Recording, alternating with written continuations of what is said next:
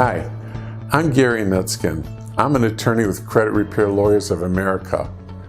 We're the muscle for credit repair companies around the country. When you cannot get something off the credit report the nice way, we do it the hard way with litigation. One of the keys to your business is writing a decent dispute letter. Your ability to write a good dispute letter can mean the difference between success and failure. It can also spell the difference between being compliant and getting sued by the FTC, CFPB, or one of the credit bureaus. Let's stay safe. Here are the key things to remember when writing a good dispute letter. 1. Let's just get this out on the table. There's no such thing as a magic dispute letter. There are a number of people in the industry who think they have the world's best dispute letter. Well, I'm here to tell you they're full of crap. Writing a decent dispute letter is no secret. I've described the process in detail on the website. Indeed, you can use the templates that I've posted there. This is a serious business that we're in, and you have to take it seriously. This leads me to my next point. 3. Always have a good faith basis for disputing something negative. If you're disputing something negative on a credit report, you are implicitly telling the credit bureaus you have a good faith basis for asserting that dispute. If you don't have a good faith basis, you're lying to them and you're violating CROA. You have to make sure that your clients are telling you the truth before you dispute something. I've seen some letters where people were disputing something as both, quote, not mine and previously paid. That gets the client in trouble and will get you in trouble too. Again, have a good faith basis for disputing something negative. 4.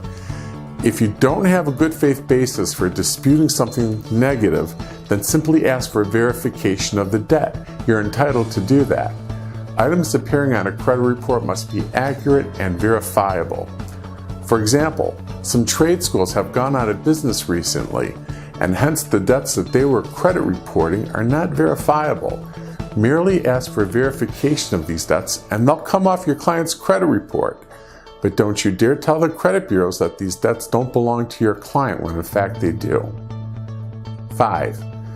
Don't threaten the credit bureaus. It's just silly to do so.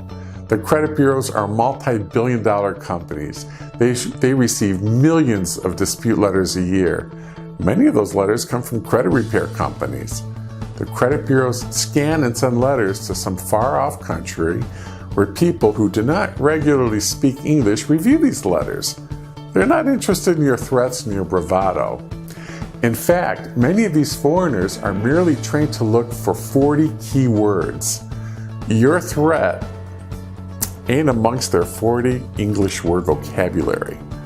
Moreover, if I have to take your client's case into a lawsuit and you've written one of those silly threatening letters, it's sometimes hard for the court to take the dispute letter seriously. This can actually hurt your client's case. 6. Always make sure your client sees and signs the letter. I can't stress this enough. It's imperative that your client see the letter, read through the letter, and understand exactly what's being disputed and why. Equally important is that your client must sign that letter. Don't sign a letter for your client. With technology that exists today, such as WriteSignature.com and a host of other document signing softwares, there's no reason for your client not to read, review, and sign the dispute letters.